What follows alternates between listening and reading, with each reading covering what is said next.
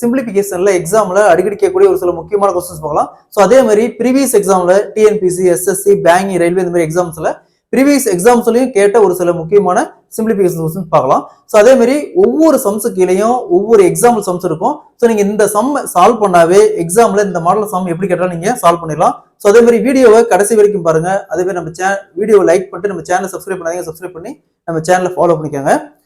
First sum பார்க்கலாம். சுருக்குக simplify √3 - 1/√3 whole power square equal to என்ன வரும்னு கேட்குறாங்க. இந்த கொஸ்டினை பொறுத்த வரைக்கும் நமக்கு ஜஸ்ட் அல்ஜிபிரிக் ஃபார்முலா தெரிஞ்ச போது நம்ம இந்த சம் ஈஸியா சால்வ் பண்ணிடலாம். இங்க பாருங்க, இது ஆக்சுவலா a - b whole power square இந்த ஃபார்முலா இருக்கு. ஸோ இதை a square plus b square -2 × a × b right பண்ணலாம். ஸோ இது a, இது b. ஸோ இந்த வேல்யூஸை இந்த ஃபார்முலா சப்ஸ்டிட்யூட் பண்ணோமா, ஃபர்ஸ்ட் a ஸ்கொயர், a அப்படிங்கிறது √3. அப்போ √3 ஸ்கொயர் பண்ணும்போது ரூட் போயிடும், மீதி என்ன இருக்கும் 3 பிளஸ் b ஸ்கொயர், b அப்படிங்கிறது 1/√3.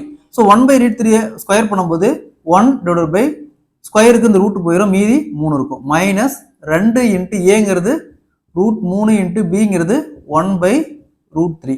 ஸோ இந்த √3க்கு √3 அப்படியே கேன்சல் ஆயிரும். இங்க -2 இருக்கு, இங்க +3 இருக்கு. ஸோ 3ல 2 போச்சுன்னா மீதி 1. 1 + 1/3.